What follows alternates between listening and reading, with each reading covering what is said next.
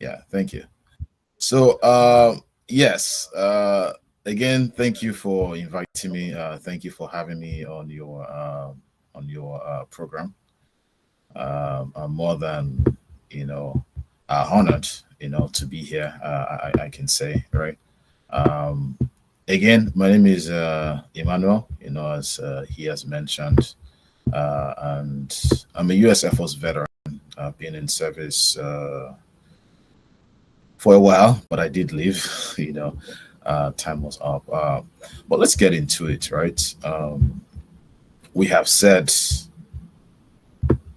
building emotional capability, under pressure, especially when it comes to service. So this is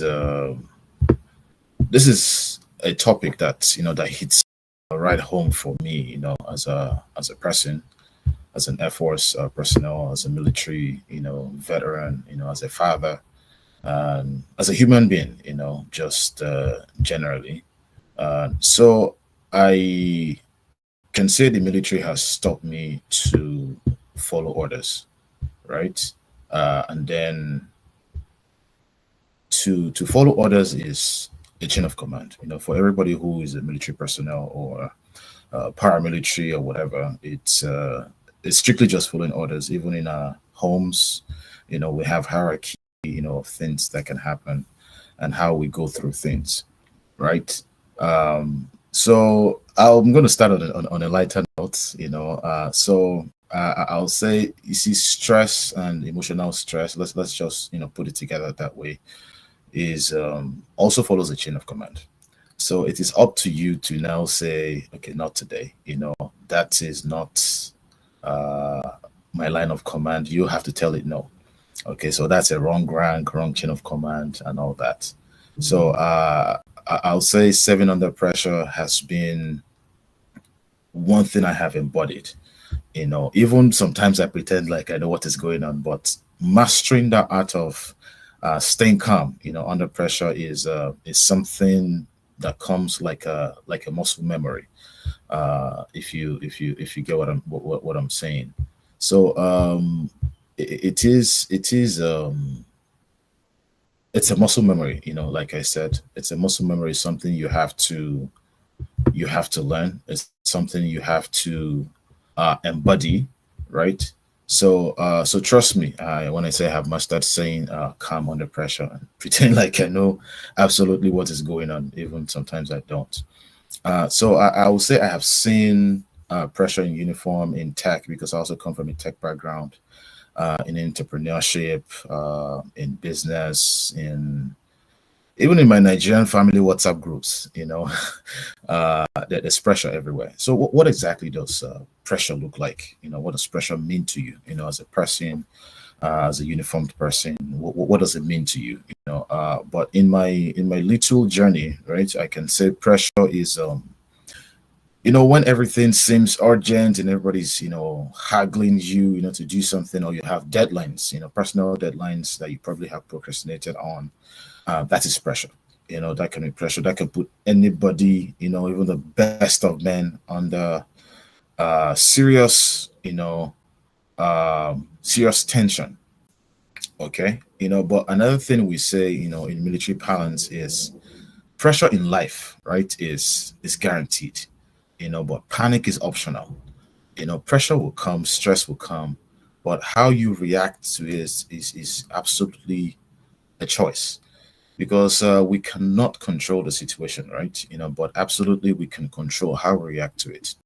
Even in physics, it said for every action there's always an equal and opposite reaction. So the way you react to it, changes the whole situation. It changes the whole dynamics.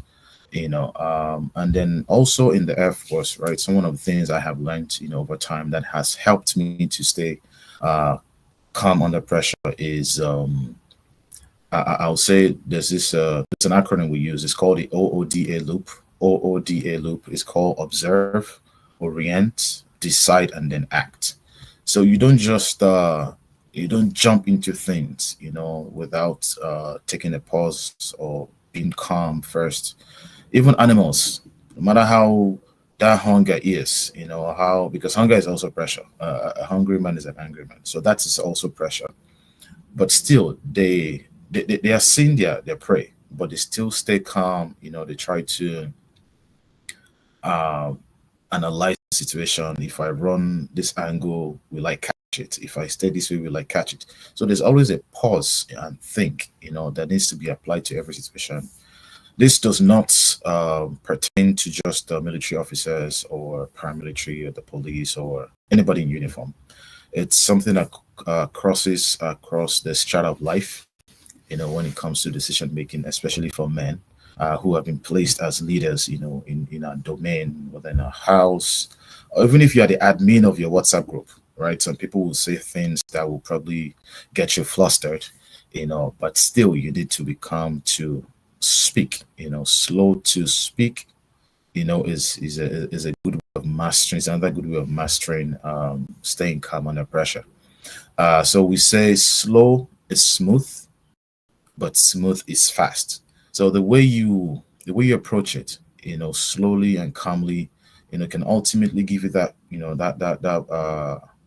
that propellant, to move, that give you that velocity, to move even faster than you were initially thinking, right? So don't just rush into chaos, rush into chaos.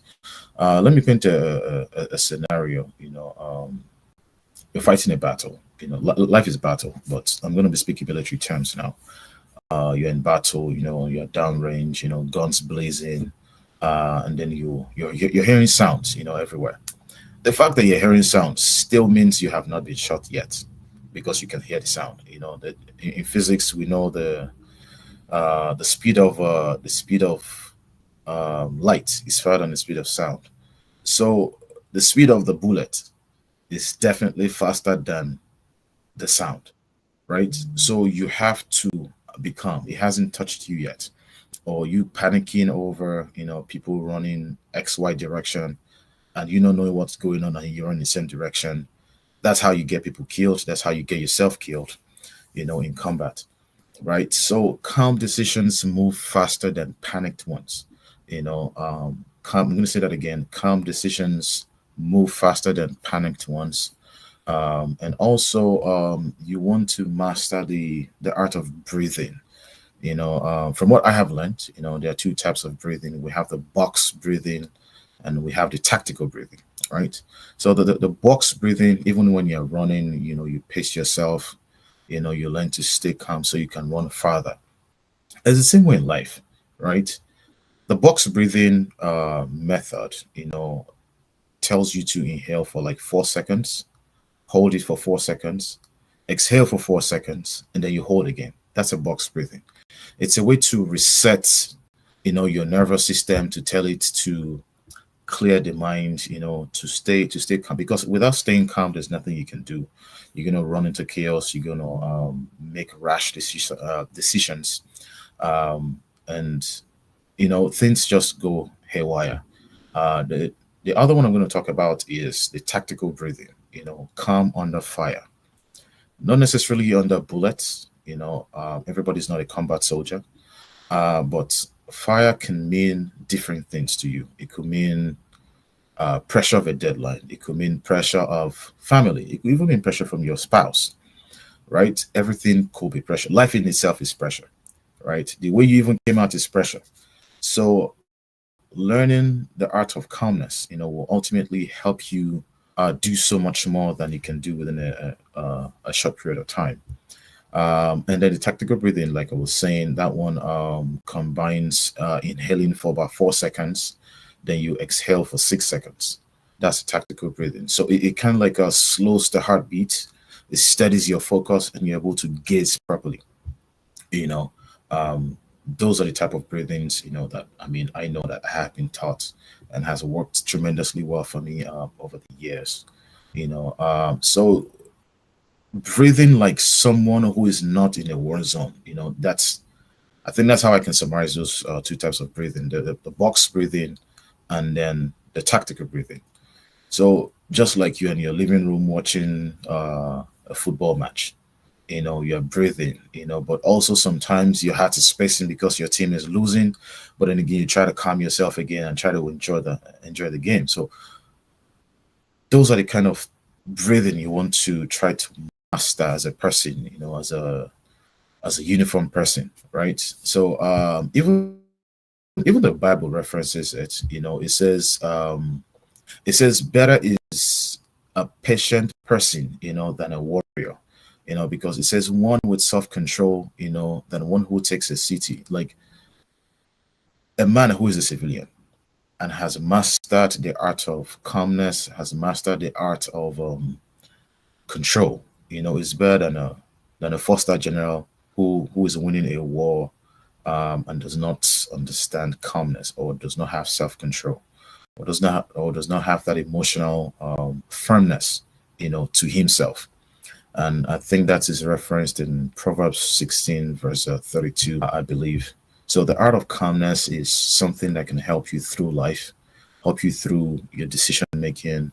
Even when your hand is on that trigger and you feel like you need to pull, you need to stop and think. You need to be calm, even when people are in your face. I started earlier, I was talking about the chain of command. There was something that happened recently in Nigeria. I think it was between a politician and a military official. It's the same way stress and reaction happens, right? A civilian was trying to give him an order to move, but that is not his chain of command. His chain of command has to tell him to move. So it's the same way when stress is telling you panic, panic, panic, you need to tell stress, wrong chain of command, and then you just decline. That's how I think you can manage stress. If you don't give stress that capacity to overtake you, as a person, in that moment, in that instance. Well, they say easier said than done, right? But that is why you have to practice it. That is why you have to consciously, tell yourself, not today, not today. As long as that situation is not your boss, or is not someone who is giving you the orders, you need to learn to stay calm, tell that stress, no, no, this is not happening, right? So it's something you have to practice, right? So adaptability is another thing we need to learn, that if plan A fails, we need to go to plan B and plan C and plan D, without complaining. You roll with the punches, because life will deal with you, in many ways you don't imagine. But being able to stay under, it's not that you're not bothered, it's not that you're not stressed. You will be stressed, because that is guaranteed, but then how you react, the panic you attach to it, then that is optional, right? So without thinking twice, one thing you want to ask yourself in that situation is there a problem? Yes. Is there a problem? No. Like you need to compartmentalize, right? And then if there is a problem, can you fix it? If the answer is yes, then go ahead and fix it. If the answer is no, move away and try to find somebody who can, or you live to fight another day. That is how to adapt. That is adaptability. Then learning teamwork also matters, because no mission succeeds alone. Even under pressure, you need to learn when to call for help. You need to learn when to call for support. If you're downrange, or you feel like you're the dopest soldier, you know how to use your rifle, no doubt. But learning when to call for air support is another thing, right? Not just depending on your own strength. So missions don't succeed by one man. Missions succeeds by being a team player, by working together. You don't put your team in harm's way because you feel like, oh yeah, I can take a lot of punches, right? And then you give away your team's position. Everybody's dead. So teamwork actually does matter. And then being detail driven in the sense that small details will prevent big disasters. Small details will prevent big disasters. Even as small as how you arrange your shoes, how you put your toothbrush, or little things, whatever little thing you can think about. I know back in the boot camp, in the Air Force, we had a specific way, of arranging our shoes, our rifle, how you lay it. It can be even your towel. It has inches, how you lay your bed, six, angle. Everything is tailored to a design. Everything is done in precision, right? For our shoes, it's always if I can remember correctly, it is loose, tight, wet, white. So the loose one is always loose. The laces of your combat boots is always loose, just in case anything happens in the middle of the night, whatever time, 1 a.m., 2 a.m. Doesn't matter what time of the day it is. You can straightly jump into your shoe. You don't even need to lace it, right? But at least you have a shoe on. The tight one is um, for keeps. You need an extra one, always ready, for maybe inspection or whatever. The wet one is your bathroom slippers. You need to go for a bathroom break, in the middle of the night or whatever, and all that. And then your the white, or called the white, is your running shoes. You need to go for physical training, or for a workout, whatever. Anyway, just I'm just trying to emphasize the power of little things, the power of maintaining the small details as often as maybe even cleaning your rifle on a regular schedule, making sure your firing pin is good to go, and stuff like little things, they matter downrange. Your rifle is not jammed and all that. So little things, your uniform is ready to go. Little things matter, they matter, and then they prevent big disasters. And then also embracing feedbacks.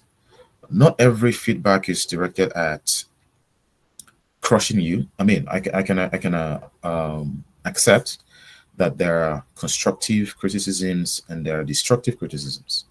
But either way, take the ones that matter to you, apply it to your life, and then you keep improving. That is I think how we should approach things like that, right? Um, and apply military in your calmness, in your day-to-day lifestyle, whether you work in tech or you work in comms or you work in whatever. you know Outages are emergencies. Things go wrong. Things will always go wrong, right? So the better you know that, or the earlier you know that, the more peace I think you can have in yourself. So that calmness will save the day, right? That calmness will save the day. Something happened, I think it was 2001 in Lagos. There was a bomb blast. Everybody was running helter skelter.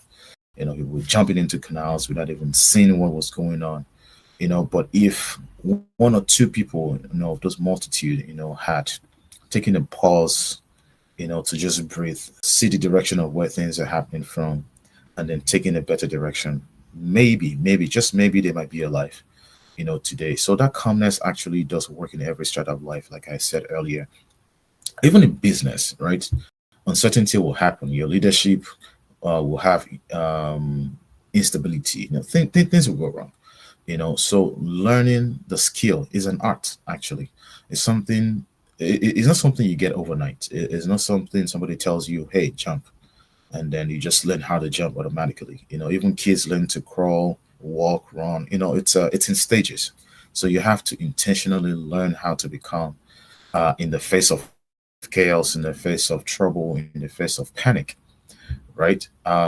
Even in my nonprofit, organization, I have a nonprofit as well, that we run, whether it's for volunteer event logistics. I can tell you it is organized chaos, but learning to manage things, around that, will give you a direction. I'm going to refer to physics again. We have scalar and vector quantity. One has direction, one has does not have direction. But being calm will give you a proper direction of where to go. If you are the man in the house, everybody's looking up to you for leadership, and people usually would follow a steady leadership. But if you're the type who is even crying before you hear the news, nobody's going to listen to you, right? But even if you are staying calm, it doesn't mean you know what to do in that moment. It doesn't mean you have answers to everything. But staying calm helps you a lot better to think about what to do, or what the likely situation, might be, or who to call in that instance. You know, like I said earlier, there are questions you need to ask in the moment. What is actually urgent? Is this urgent? If it's yes, attend to it. If it's not, then you can pon it. Um, you don't have to attend to everything at once, but if you can, by all means do it. If you have the capacity to do it, by all means do it. But also you need to learn prioritization, right? And then what is just noise versus what is not noise? Can it wait? Can it not wait? Things like that um, you have to be able to discern, or you have to be able to clearly separate. What is urgent, what is noise, what is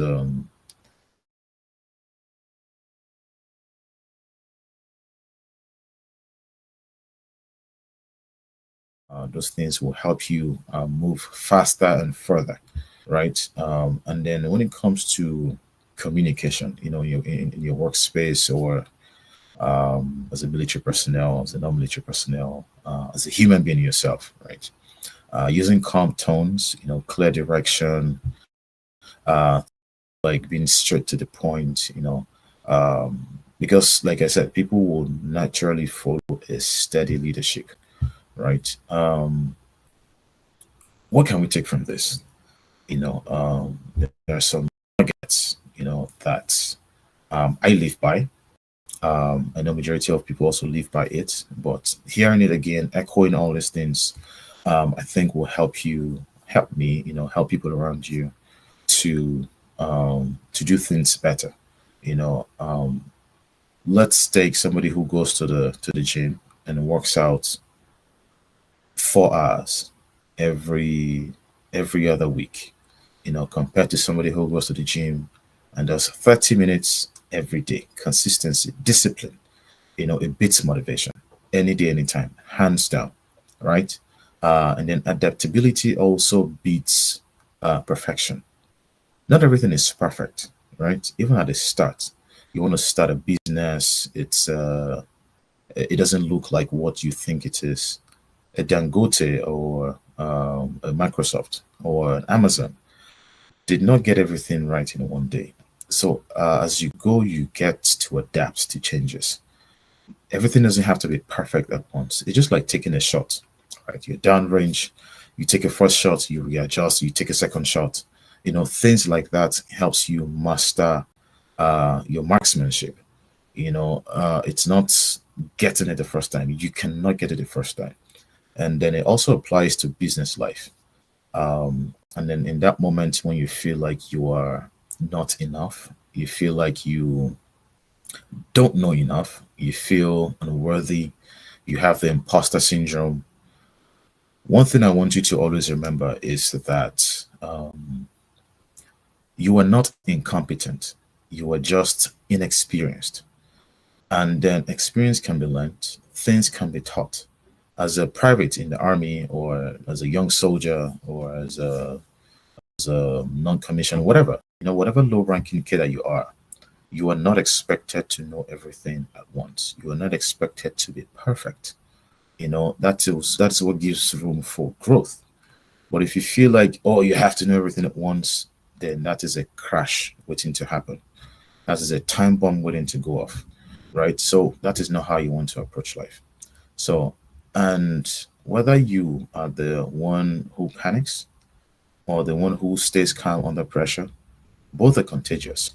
It's just how they say, either poverty or riches, choose your battle. For one, people will talk, for the other, people will also talk, but choose your own fight, choose your battle. You know, calm is contagious, so does panic. If you are a calm person, people around you will naturally start being calm. If you're the one that panics, a leader that panics, or a person that panics, people around you will naturally, also panic, because they're looking up to you for direction, they're looking up to you for leadership. So you choose your role. Both are contagious. Another thing I want to point out is pressure does not destroy you. It reveals your training. Okay. A lot of people who have passed through, boot camps, even some of us, our house is a boot camp. The way your mom yells at you, or the way your brothers or sisters yell at you, or the kind of training you have been through, the kind of pressure you have, or that has been placed upon your head. Um, they don't destroy you. Okay, it reveals your training. It reveals who you are. Take for instance um, a child who has been pampered all their life. They even pay their teacher to help them write exams and all sorts. Life has been smooth for them. They got into university, straight A's, no pressure. Things were fine. Nothing is going wrong. But for you who, I want to say those kind of people don't have a clue about life so much.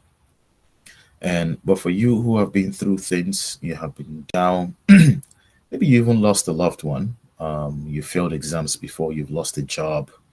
Uh, it builds character. Okay, not necessarily praying for those things to happen, but in a way they shape the total person. The body, soul, and mind. They need to be tested. If gold was gold, the way was found. Nobody will appreciate gold, right? So gold has to pass through fire. Some things have to happen. That pressure going on gold, that fire does not destroy the gold. It reveals the beauty of it. So does pressure, so to say. So does pressure does to you. It doesn't destroy who you are. It reveals your training. So all the training we have been through boot camp, through life stress, through family stress, it reveals who we really are internally. So all the things we have learned, comes to bear when those full pressure come into play. And then in closing, I know, I'm going on and on. I can talk about this for hours if you let me. But again, one thing I want to emphasize as I close is that life will always bring you pressure. Whether it is bills, deadlines, or like unexpected crisis. Like when I lost my mom, God rest her soul. Um, I had to be the one who kept my calm. I had to be the one who stayed, in a direction. So things will happen to you as well. Life will bring things to you. Um, Life will knock you down. Nothing will knock you down as hard as life. So staying on the calm, being able to reason, being able to think, learning all those or using all those breathing techniques in that moment will help you either heal faster or make better decisions. And then situations you don't plan for, they will come. Whether you pray or you do not pray, they will come. But then again, Isaiah 43 verse 2 also says that when you pass through fire, that is God speaking, and he said, I will be with you. Right? So knowing that you are not alone sometimes, knowing that these two shall pass, you know, these are some of the things you want to hold through life. These are some of the things you want to embody and teach and pass on to generations to come. Right? So, but control, calmness, and clarity, those are choices. They are skills. Um, and I'll leave you um, by saying that pressure is guaranteed, but panic is optional, right? So, and one book I would like to recommend, is "The Obstacle Is the Way." It's a book by Ryan Holiday. "The Obstacle Is the Way." This book teaches about modern classic. It's a modern classic. It's rooted in Stoic philosophy. This book will teach you, how to stay calm, think clearly, and turn your pressure into an advantage, right? It emphasizes controlling your reactions, not just the situation, right? So I want to say thank you. Thank you, David, for having me. Thank you again for this opportunity to be able to share my experience, um, with everyone. So thank you.